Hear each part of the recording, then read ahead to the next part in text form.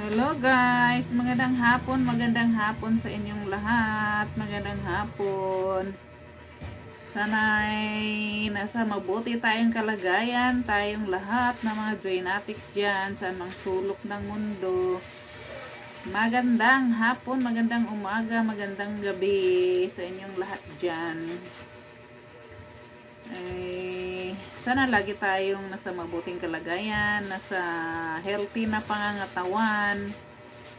Kaya shout out sa inyong lahat. Andito tayo, gumagawa tayo ngayon ng video para ma-reactionan natin ang ganap na si Joy ay naging model ng smartwatch. Kaya bago ang lahat, kumusta nga pala tayong lahat? Kumusta ang mga Joynatics? Kay Kalingap Rob, kay Kuya Bal, kay Ma'am Edna, salamat sa kanila dahil kung hindi dahil sa kanila wala ngayon ang Kalingap, at lalo na kay Kuya Bal at sa aking mga kasamahan sa Kalingap Watchers, sa aking mga kasama sa Kalingap Watchers ng aming president ay si Sangkailons TV, sa aking mga kasamahan sa mga Kalingap Watchers. Support po natin sila, support po. Thank you po sa inyong lahat. Bago ang lahat, mag reaction lang tayo kay Joy na grabe ang blessings talaga na dumating kay Joy. Isa siyang model ng smartwatch ng Velvet Box.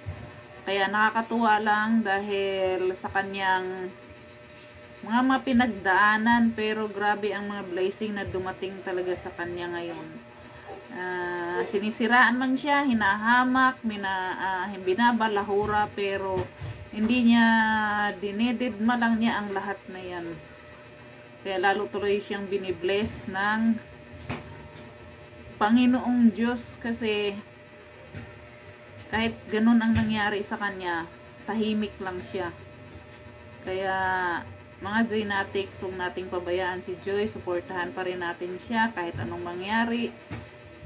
Masakit sa ating mga Joynatics na ganyan ang ginagawa sa kanya, pero didma na lang tayo, mas gusto pa natin yung masaya na lang, na lang tayo, para puro good vibes na lang ang gagawin natin. Kung sino man yun naninira sa kanya ng babalahura, huwag na lang nating pansinin, kasi may stress lang tayo. Hayaan mo yung mga baser ang ma-stress. Tayong Joynatics, ayan, mag-blooming, gayahin natin si Joy na nagbo-blooming, lalong gumaganda. At tingnan mo nga, lalo siyang binibless. Ngayon, ginawa na siyang model sa smartwatch, kasi fit naman talaga sa kanya dahil mahilig siya sa sports, mahilig siya sa jogging, mahilig siya sa volleyball. Kaya fit talaga sa kanya yung smartwatch. Kaya support natin si Joy. Lalo na excited na tayo makita ang kanyang photoshoot sa September 17. Kaya tuwang-tuwa kami para sa Joy, lalo kang binibless. Basta magdasal ka lang palagi. Mag-focus ka na lang muna sa iyong pag-aaral para ikay makatapos. Yung mga nambalahura sa Joy, yung mga nang babas sa'yo na below the belt, yung nanghahamak sa'yo, mga matapubring, mga buzzer dyan, huwag mo nang pansinin yan. Hindi naman lahat ng panahon ay nakaayon sa kanila. Ang panahon ay wither lang. Malay mo sa darating na panahon, ikaw naman ngayon ang nasa taas, sila naman ngayon yung nasa baba, magkaroon sila ng bahay ng katulad ng bahay nyo dati. Grabe sila kung mangbas sa'yo. Hindi ba sila naaawa sa iyo? Kung tutuusin nga, ikaw yung kay Angel na mas nakakaawa talaga, mas deserve talaga, kasi nga yung bahay nyo sira-sira, kaya wala kang tatay. Buti pa nga yung ibang angels, may mga pamilya, andyan, kompleto. Pero ikaw, wala kang tatay, pero kinaya ni Nay Imelda ang lahat, kinaya niya na buhayin kayong magkakapatid na mga anak niya. Kaya doon nga ako believe kay Nanay Imelda, kasi mga relate kaming mga single mom na kung gaano buhayin ang mga anak. para lang maitaguyod, mabuhay at makapag-aral. Kaya Joy, masasabi lang namin sa'yo, mahal ka namin Joynatics, hindi ka namin iiwan. Andito lang kami lagi, lalo na ang mga sponsor. Salamat nga pala sa mga sponsor na nagbibigay kay Joy na hindi iniiwan. Mas lalo pa siyang minahal ng maraming mga sponsor. Mas lalo pang dumami yung mga sponsor. Lalo na ngayon Joy, magkakaroon ka na naman ng bahay, panibagong bahay mo. Na siguro mas maganda yung bahay na yun kasi pinaglalaanan talaga yan nila ni Canoli, yung mga Joynatics International. Kaya bongga siguro yung bahay mo Joy. Kaya pasalamat sa mga sponsor na mga mababait sa'yo, tsaka hindi ka iniiwan, andyan lang sila palagi sa'yo na nagsusupport. Kaya thank you sa lahat ng mga sponsor.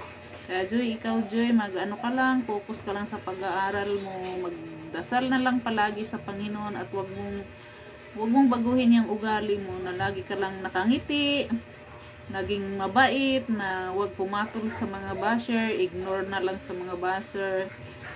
Ganun na lang ang gawin. Kaya tayo rin mga Joynatics, huwag na lang din nating pansinin yung mga nambabas kay Joy. Si Joy nga, hindi niya pinapansin na siya nga yung binabas.